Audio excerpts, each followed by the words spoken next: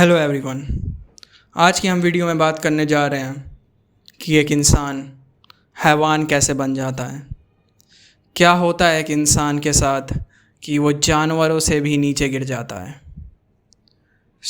ये video inspired है कुछ रीसेंट इंसिडेंट से। तो आज ही हम वीडियो में सहारा लेंगे साइकोलॉजी और फिलॉसफी का इस बात को समझने के लिए। जो हमारे पहले साइकोलॉजिस्ट हम लेने जा रहे हैं वो है कार्ल जुंग। उन्होंने एक बात बोली थी कि people don't have ideas, ideas have people. कि लोगों के पास आइडियाज़ नहीं होते, आइडियाज़ के लोग होते हैं। इसका क्या मतलब हुआ? तो समझ लो एक हिंदू है, तो हिंदू अपने आप में कुछ नहीं है। वो जो हिंदू इंसान है उसके थ्रू हिंदू के जो आइडियाज़ हैं अपने आप को ज़िंदा रखे हुए हैं और अपने आप को उसके थ्रू रिप्रेजेंट कर रहे हैं।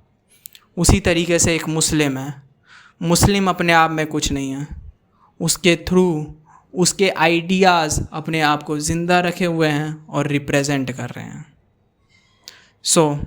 ऐसा लगता है कि जैसे हिंदू और मुस्लिम ज़िंदा भी ना हो, बस वो आइडियाज़ हों जो उन्हें कंट्रोल्ड कर रहे हों, उन्हें पपेट बना के रख रहे हों।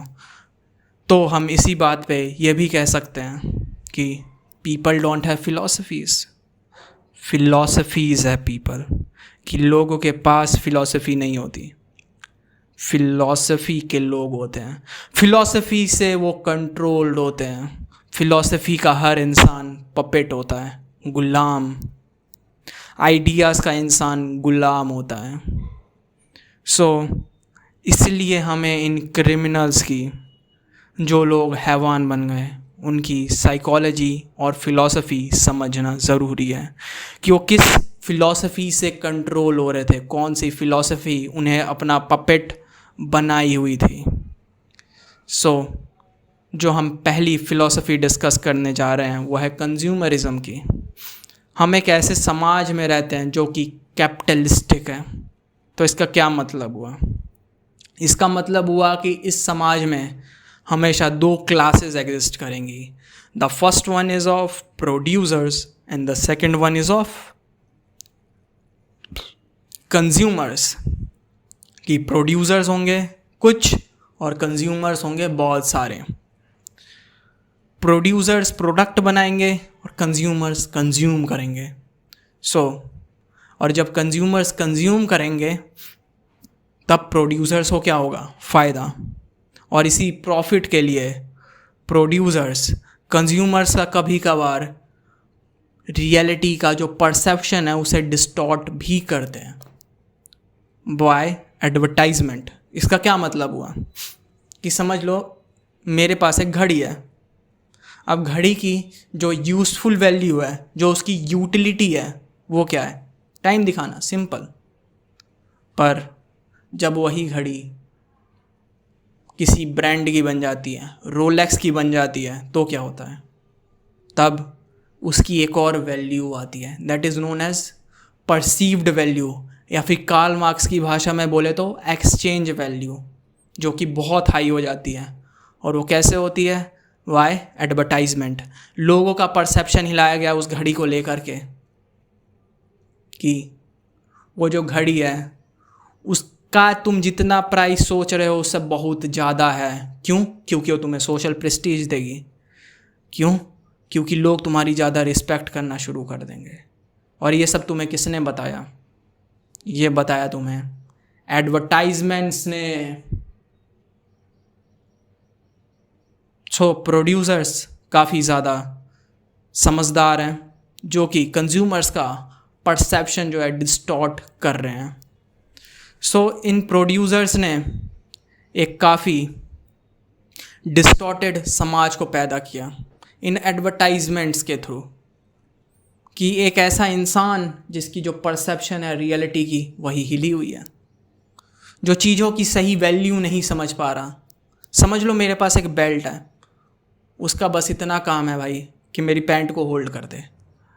पर जब वही किसी ब्रांड की बेल्ट बन जाती है, अब ना हो यहाँ से हमारा क्या होता है? एक परसीव्ड वैल्यू जो एडवर्टाइजमेंट के थ्रू बनाई जा रही है उस बेल्ट की, क्या होगा, हाई हो जाएगी। एक गुची की बेल्ट कितने की आती है, 25-30 हज़ार। काम क्या है, पैंट को होल्ड करना। अब यहाँ पे क्या हुआ, इंसान की परसेप्शन डिस्टॉर्ट हो गई।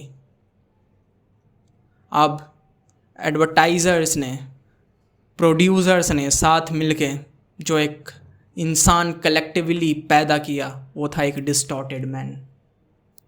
एक ऐसा इंसान जिसकी परसेप्शन और रियलिटी हिली हुई है, जो चीज़ों की सही वैल्यू नहीं समझ पा रहा। समझ लो एक किताब है मेरे पास, हो सकता है कि उसकी जो यूज़फुल वैल्यू हो तुम्हारे दिमाग के डेवलपमेंट के लिए बहुत हैवी हो, पर अब उसका एडवर्टाइजमेंट नहीं करा गया तो तुम्हें उसकी रियल वैल्यू कभी पता ही नहीं लगी।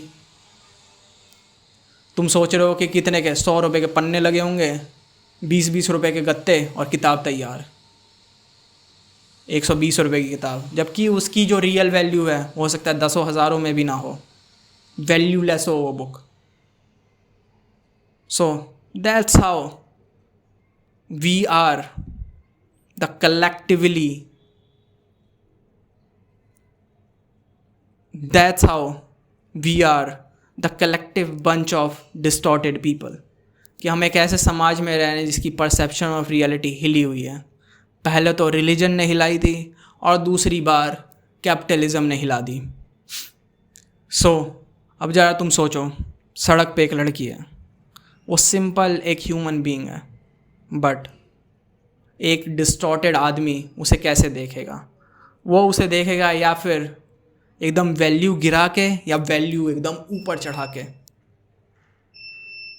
पर रियल वैल्यू कभी नहीं देख पाएगा क्योंकि वो डिस्टॉर्टेड है। वो एज अ ह्यूमन बीइंग देख ही नहीं पाएगा, या फिर वो गिरा देगा। जहाँ पे क्या चल रहा है, वही सिग्मा फिग्मा जो मूवमेंट है, और जो दूसरे एक्सट्रीम पे है वो है कि अरे बाप रे क्या लड़की है, जो भी मतलब। एक ऐसा इंसान जिसे कैपिटलिज्म ने जन्म दिया, उसकी परसेप्शन ऑफ रियलिटी हिली हुई है, जो अपने दूसरे जेंडर को भी शायद या फिर बहुत कम वैल्यू के साथ देख रहा है या फिर बहुत ज़्यादा वैल्यू के साथ देख रहा है, रियल वैल्यू कभी नहीं देख पा रहा। और दूसरी चीज़ जो कंज्यूमरिज्म ने करी, इसके बारे में आचार्य प्रशांत भी बात करते हैं, वो है एक डेफिनेशनल लेवल पे हमें डिस्टॉर्ट कर देना, जिसमें हर चीज़ की वैल्यू एक कंज्यूम खाने के बेस पे है। कि समझ लो मैं कहता हूँ आई लव चिकन, कि मुझे चिकन से प्यार है, इसका क्या मतलब हुआ? ये मैं चिकन को कंज्यूम कर रहा हूँ, ठीक है।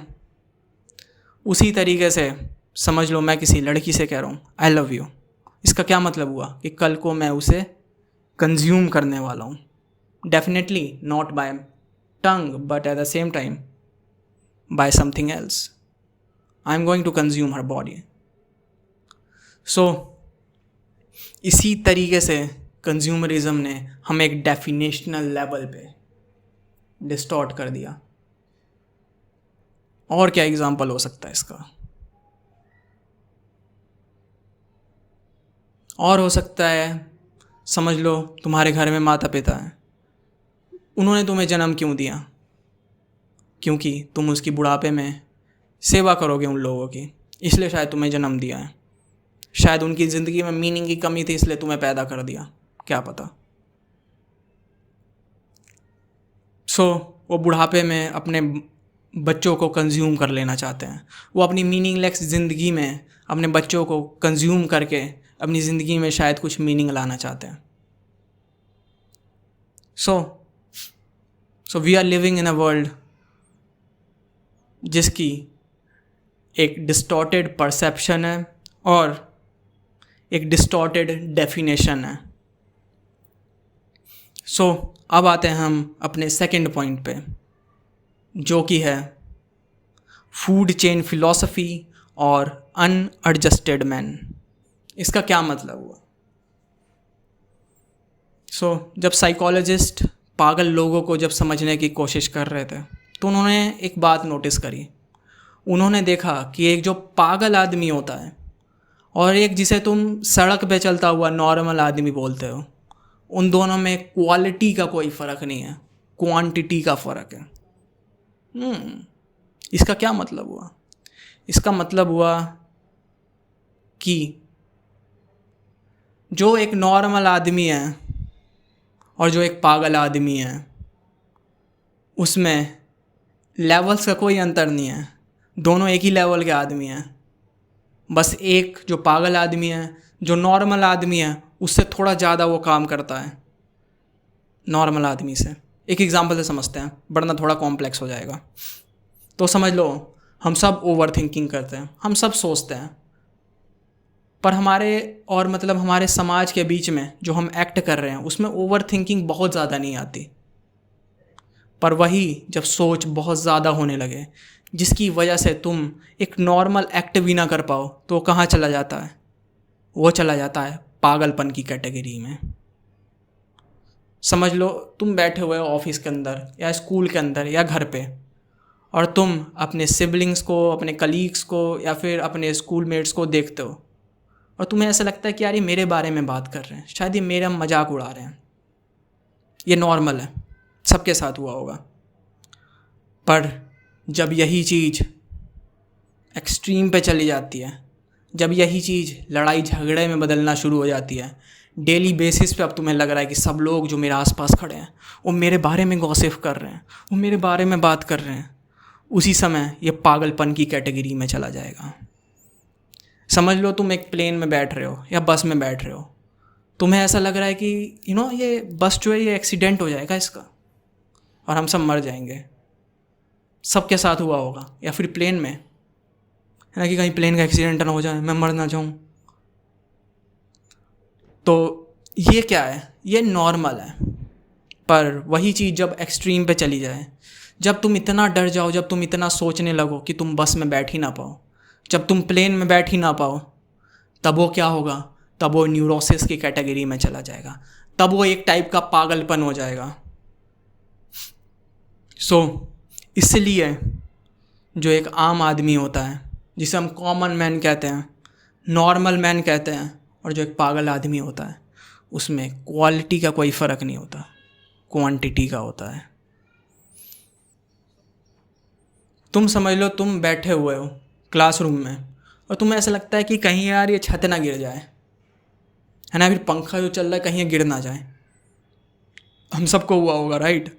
रात को जब सोने जाते हैं उसी समय ऐसा लगता है कहीं यार ये पंखा जो है ऊपर चल रहा है, कहीं हमारे ऊपर ना गिर जाए। उसी टाइम पे जब वो फियर इतना बड़ा बन जाए कि अब तुम सो भी ना पा रहे हो, अब तुम्हें नींद ही नहीं आ रही, उस समय वो पागलपन की कैटेगरी में चला जाता है। सो जो पागल आदमी होता है वो हमसे अलग नहीं होता, उसकी जो पर्सनैलिटी है वो पूरी तरीके से समाज में एडजस्ट नहीं हो पाई। इसी एग्ज़ाम्पल को थोड़ा क्रिमिनल्स की तरफ लगा के देखते हैं। समझ लो, हम कैसे समाज में रह रहे हैं एग्जैक्टली। अपने आसपास की दुनिया को देखो, थोड़ा ऑब्जर्व करो, और जब तुम ऑब्जर्व करोगे तो तुम्हें दिखता है कुछ, तुम्हें दिखाई देता है कि हम लाखों करोड़ों जानवरों को एक दिन में मार देते हैं। और वो क्यों मारते हैं? For the taste of tongue, अपनी जीभ की लस्ट मिटाने के लिए हम उन्हें मार देते हैं। एक जानवर है जो ऐसे ही चर रहा है और एक इंसान उसे देखता है, कहता है ओ माय गॉड, मेरे शरीर में जो प्रोटीन का कमी हो गया है, अब तेरा नंबर आ गया, जानवर protein they. Well, that is evil. सोच के ज़रा देखो, हम एक ऐसे समाज में रह रहे हैं जहाँ पे कलेक्टिवली करोड़ों जानवरों का मर्डर हो रहा है, रेप हो रहा है, just for the sake of consumption. और उसके पीछे जो रैशनलाइजेशन है कि मेरा प्रोटीन इम्पॉर्टेंट है उस जानवर की लाइफ से। सोच के देखो। हम एक ऐसे समाज में रह रहे हैं जो कि खून की नदियाँ बहा रहा है, हम सबके हाथ खून से रंगे हुए हैं। ज़रा तुम सोच के देखो। और यही क्या है? यही है फूड चेन फिलॉसफी, कि जो कि कमज़ोर है, जो बोल नहीं सकता, उसे एक्सप्लॉइट करो, रेप कर दो, मर्डर कर दो, फ़र्क ही नहीं पड़ता। That is food chain philosophy. कि इंसान ने नदियों का रेप कर दिया, इंसान ने जानवरों का मर्डर कर दिया, रेप कर दिया। इंसान ने जंगलों का रेप कर दिया, काट काट के। उसके अंदर जितने जानवर थे वो सब मारे गए। और हम सब ऐसे ही समाज में रह रहे हैं। अब ज़रा तुम इन दो चीज़ों को कंबाइन करो कि अब हम ऐसे समाज में रह रहे हैं जो इस फ़िलॉसफी को बढ़ावा देता है, फूड चेन फ़िलॉसफी को, कि जो कि बेस्ड है एक्सप्लॉइटेशन, मर्डर और रेपिंग पे। अब जो चीज़ इस चीज़ पे बेस्ड है, इस फ़िलॉसफी पे बेस्ड है, पर इस फ़िलॉसफी में बस एक चीज़ की मनाही है कि तुम पूरी दुनिया में जिसका मन करे उसका रेप करो, मर्डर करो, पर बस एक ही चीज़ का नहीं कर सकते। तुम अपने फेलो ह्यूमन बीइंग को मारोगे तो हम तुम्हें सज़ा दे देंगे, उसके लिए लॉ है। तो समझ लो ये जो लॉ है ये कितने लोगों को रिप्रेस कर पाएगा या दबा पाएगा। ये जो एक्सप्लॉइटेशन की अर्ज है, कुछ लोग होंगे जो इस एडजस्ट नहीं कर पाएंगे इस लॉ से रिलेटेड, और उन लोगों को हम क्या कह देते हैं, क्रिमिनल। कि कलेक्टिवली सबको रेप करना है, मर्डर करना है, एक्सप्लॉइट करना है, जो कि हमसे कमज़ोर है। और उससे भी नहीं होता तो उससे ऊपर क्या है हमारे पास, रैशनलाइजेशन। कि भाई हमें तो प्रोटीन चाहिए था, हमें तो टेस्ट चाहिए था, हमने इसलिए मार दिया। Well, thank you. सो कुछ लोग होंगे जो कि एडजस्ट नहीं कर पाएंगे, तो क्या बनेंगे फिर, वो क्रिमिनल बनेंगे। और लोगों को यही बात समझ नहीं आती। लोग ऊट पटांग की हरकतें कर रहे हैं, लोग जाके सड़कों पे कैंडल लाइट मार्च निकाल रहे हैं, इस चीज़ को बिना समझे कि कलेक्टिवली हम किस पागलपन की तरफ बढ़ रहे हैं, कलेक्टिवली हमने किस डिस्टॉर्टेड और किस पागल समाज को जन्म दे दिया है, किस फ़िलॉसफी पे हम चल रहे हैं जिसकी वजह से वो क्रिमिनल पैदा हो रहे हैं। वो क्रिमिनल उसी फ़िलॉसफी पे चल रहे हैं जिस फ़िलॉसफी पे हम सब चल रहे हैं। बस वो एक चीज़ रिप्रेस नहीं कर पाए, वो थे अपनी जो अर्ज थी एक्सप्लॉइटेशन, हर्ट, रेप और मर्डर करने की, वो फेलो ह्यूमन बीइंग्स के ऊपर भी उन्होंने निकाल दी। उस अर्ज को रिप्रेस नहीं कर पाए जब वो दूसरे इंसान को देख पाए। तो इसी तरीके से हम सब के हाथ खून से रंगे हुए हैं, हम सब रेपिस्ट हैं, पर किसी को ये बात समझ नहीं आ रही।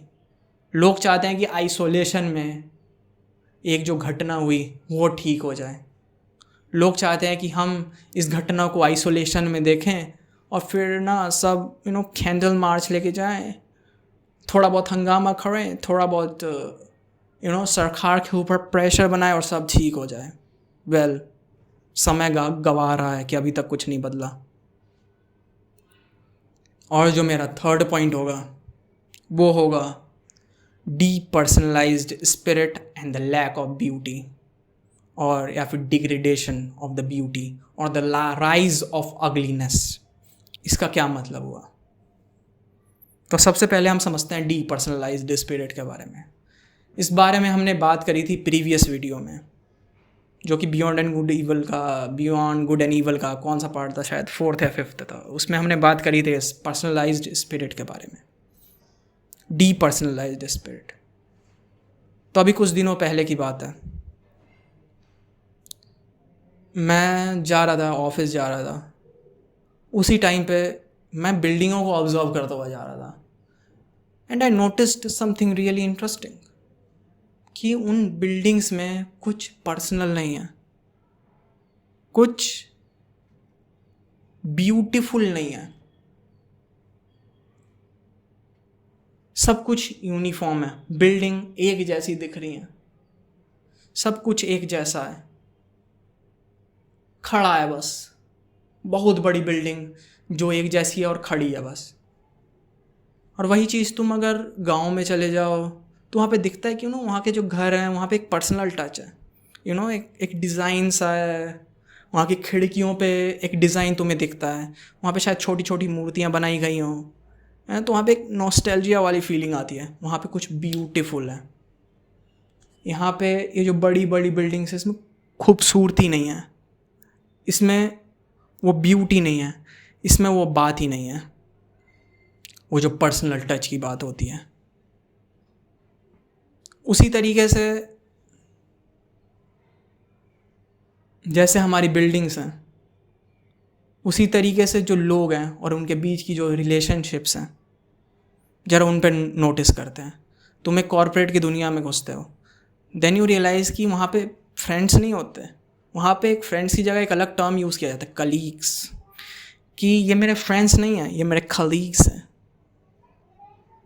है ना, कि कुछ पर्सनल नहीं है यहाँ पे, कुछ पर्सनली अटैच होने की भी ज़रूरत नहीं है। यहाँ पे सब कुछ डी पर्सनल है, डी पर्सनलाइज्ड स्पिरिट। तो इसकी शुरुआत कैसे हुई है एग्जैक्टली? अभी हम और एग्जांपल लेंगे, बट इसकी थोड़ी सी शुरुआत की बात करते हैं। सो फ्राइडरिक नीत्शे जो है प्रीवियस चैप्टर में इसके बारे में बात करते हैं। वो कहते हैं कि जब से एज ऑफ इंडस्ट्रियलाइजेशन हुआ, या फिर साइंटिफिक एज का जब से राइज हुआ, तो एक ऐसे आदमी का राइज होना शुरू हुआ, या फिर एक ऐसे आदमी को रिस्पेक्ट मिलना शुरू हुई ज़्यादा, जो कि डी पर्सनलाइज्ड हो। यानी एक जो साइंटिस्ट होता है, एक साइंटिस्ट को खड़ा कर दिया गया एज आइडियल। बट एक साइंटिस्ट होता क्या है एग्जैक्टली? साइंटिस्ट अगर किसी भी एक्सपेरिमेंट में अपना कुछ पर्सनल ओपिनियन लाने की कोशिश करता है, तो उसका साइंटिफिक एक्सपेरिमेंट ख़राब हो जाएगा। साइंस के लिए बहुत अच्छी चीज़ है वो, बट एक ह्यूमन बीइंग की ज़िंदगी के लिए जब उसकी ज़िंदगी में कुछ पर्सनल ना बचा हो, तो वो ख़तरनाक बात होती है।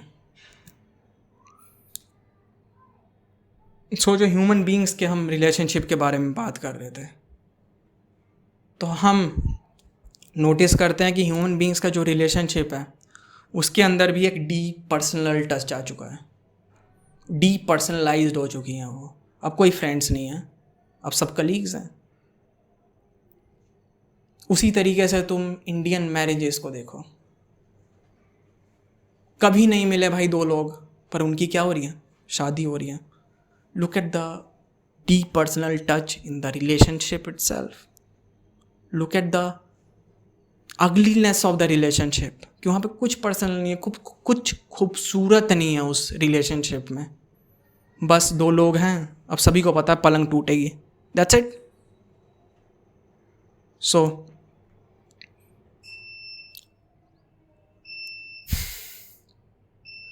और एक और चीज़ जो मैं बात करने वाला था, वो है द राइज ऑफ अगलीनेस, कि किस तरीके से अगलीनेस बढ़ती जा रही है दुनिया में। तुम देखोगे कि जो पहले के लोग थे, उनकी भाषा में एक सभ्यता थी, एक भाषा में ही ऊंचाई थी। पर आज की तुम भाषा देखो, अगर तुम हर दो सेंटेंस के बाद अगर गाली नहीं बक रहे हो, तो तुम कूल नहीं हो। अगर हर दो सेंटेंस के बाद तुम गाली नहीं बक रहे हो, तो तुम रियल नहीं हो। पता नहीं है रियल का क्या मतलब हुआ।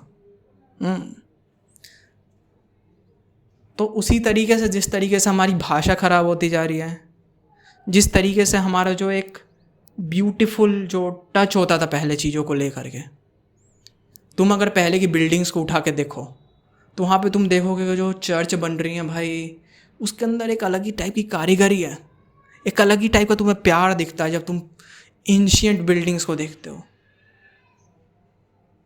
वही पर्सनल टच हट चुका है, रिलेशनशिप से पर्सनल टच हट चुका है, रिलेशनशिप से खूबसूरती हट चुकी है,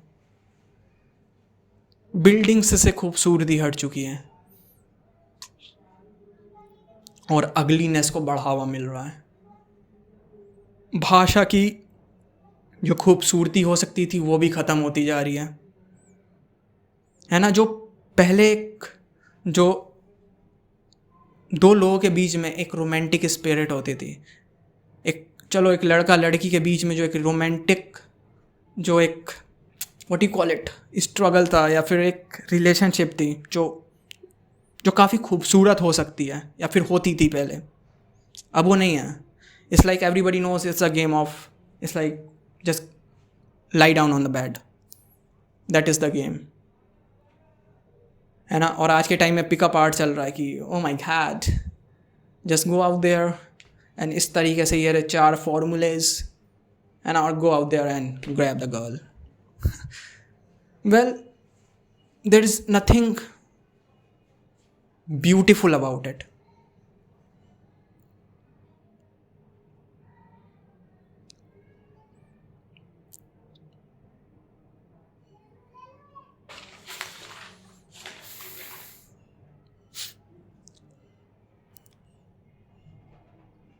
और जो एक लास्ट पॉइंट मैं डिस्कस करने वाला हूँ, वो ये है कि जो पहले इंसान के अंदर जो खूबसूरत वैल्यूज़ होती थी, द वैल्यूज़ ऑफ ब्रेवरी, है ना, कि इंसान है भाई जो खड़ा है बस मुसीबत के आगे। इंसान है, एक आदमी है जो खड़ा है, एक हीरो खड़ा है, एक ब्रेव आदमी खड़ा है, मुसीबत उधर से गोली चल रही है या फिर कोई बात है, और उन गोलियों के आगे एक इंसान खड़ा हो गया। वो जो ब्रेवरी थी, आज के टाइम में वो तुम देख ही नहीं पाते। एक इंसान है जो जा रहा है बस कुत्तों को ऐसे ही प्यार कर रहा है ना, या फिर एक जानवर के साथ खेल रहा है, या फिर एक जानवर को बिस्किट खिला दे रहा है। वो जो एक पर्सनल टच था जानवरों के साथ, वो भी ख़त्म होता जा रहा है। हमने इंडस्ट्रीज़ बना दी जानवरों को अलग से काटने के लिए कि निगाहों में वो दिखे ही नहीं भाई जानवर।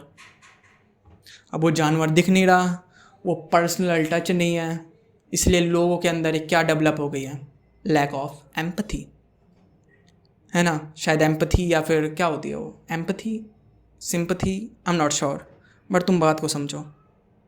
एक जो प्यार की भावना थी दूसरे फेलो ह्यूमन बीइंग के लिए, एक दूसरे जानवर के लिए, वो क्या हुई, वो ख़त्म होती जा रही है।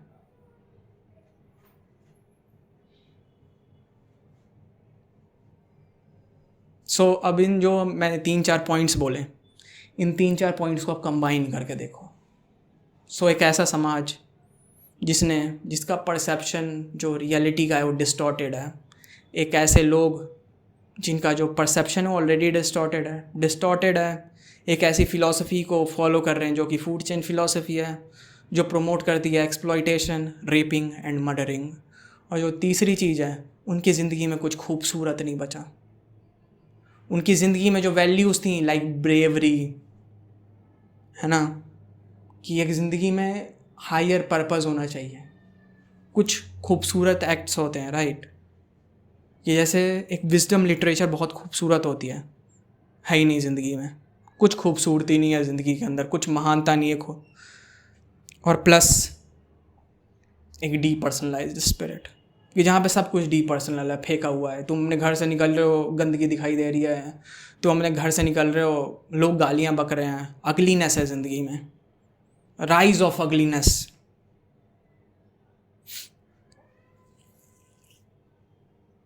एक ऐसा समाज जो कि अगलीनेस प्रमोट कर रहा है, एक ऐसा समाज जो कि एक्सप्लॉइटेशन, किलिंग और रेपिंग प्रमोट कर रहा है, एक ऐसा समाज जहाँ पे तुम्हारा कोई रिलेशनशिप अब पर्सनल नहीं बचा, एक ऐसा समाज जहाँ पे